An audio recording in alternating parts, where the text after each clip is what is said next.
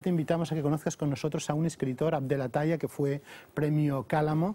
Estuvimos hablando con él, nos contó un poco las claves de ese libro inicial. Ahora ya tiene 5 o 6 libros, pero este fue el libro que le dio a conocer en España, Mi Marruecos. Es un libro sobre su infancia, un libro donde defiende también la homosexualidad, que le ha costado un poco la persecución del islamismo, de los movimientos islámicos. Hace también un elogio de su madre y, entre otras cosas, cuenta un poco su admiración por Mohamed Chukri y una fascinación muy especial, cómo admira y adora a Pedro Almodóvar, porque entre otras cosas Abdel Ataya, que es un hombre muy simpático, querría ser realizador de cine. Oímos en la librería Cálamo a Abdel Ataya.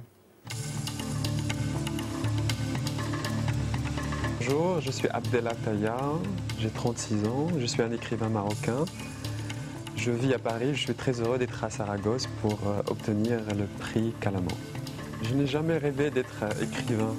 L'écriture est très loin de moi depuis toujours. Mon grand rêve a été et est toujours le cinéma. Je rêve des stars, je rêve de moi dans un décor, dans un plateau de cinéma. J'ai déjà des films dans ma tête depuis très longtemps. Or, je suis en train d'écrire. C'est parce que je voulais aller vers les films, aller à Paris, qu'il me fallut apprendre la langue française pour pouvoir réaliser ce rêve des films. Et sur le chemin, l'écriture est arrivée. Les livres sont arrivés, mais ce ne sont ni un rêve, ni une ambition, ni un objectif. Ce livre, donc Mon Maroc, je l'ai publié il y a 10 ans. Et depuis, j'ai écrit 5 autres livres. Donc ce premier livre constitue d'une certaine façon la matrice originelle de tout ce que j'ai écrit depuis. Il y a dedans des choses que je maîtrise, mais aussi beaucoup de choses que je ne maîtrise pas. Des sujets, des thèmes, beaucoup de naïveté et aussi une certaine nostalgie heureuse pour le Maroc dans lequel j'ai vécu. Parce que même si ça a été très difficile parfois même pour trouver de quoi manger dans ce Maroc-là, je me rends compte maintenant que je vis à Paris qu'il y avait des choses fondamentales pour moi qui se sont passées là-bas.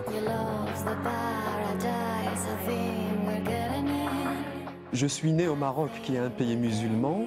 La façon dont la religion musulmane est vécue aujourd'hui au Maroc, moi, ça ne me correspond pas. Il y a beaucoup d'appauvrissement de la religion musulmane et de la pensée musulmane. En revanche, ce que j'ai vécu avec ma mère, qui a réinventé, elle, l'islam, qui était dans une religion plus païenne orthodoxe, qui était plus dans une religion de son corps à elle, quand elle allait par exemple dans les mausolées de saints, quand elle parlait avec les djinns. Et tout cela, moi, me marque.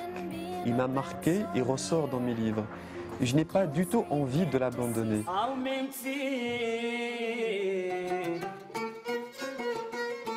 J'ai envie aussi de me défendre moi-même de plus en plus en parlant d'un jeu, de mon jeu, de moi-même, en étant un corps à côté de ma mère, en étant dans une identité sexuelle différente, c'est-à-dire l'homosexualité.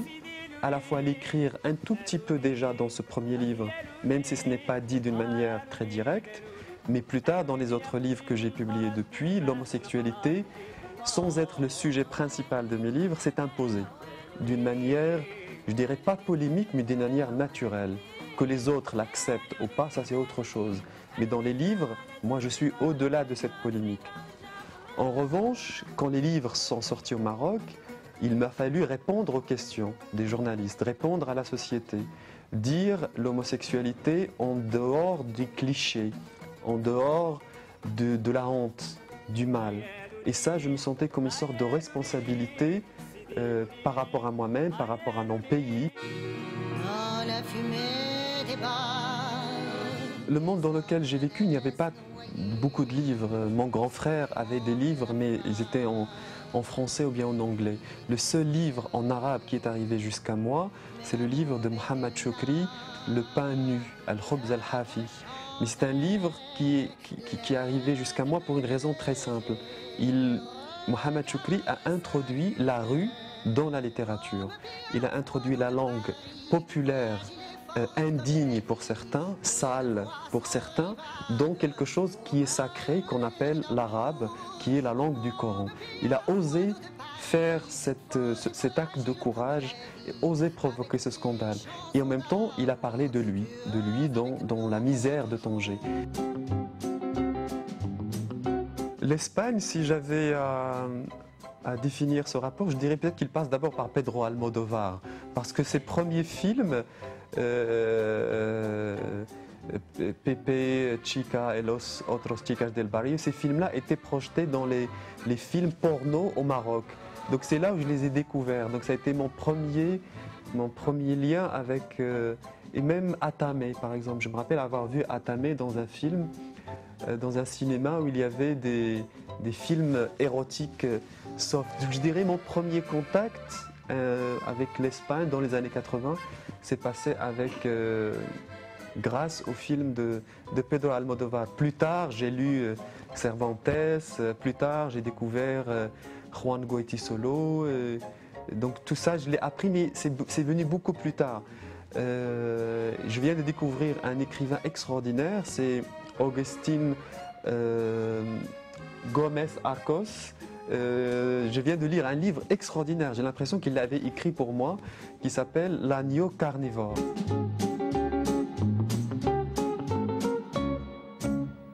Ahí acaban de oír al escritor Abdel Ataya, que ha publicado su libro, como han visto, en el sello Cabaret Voltaire, realmente un sello muy cuidado.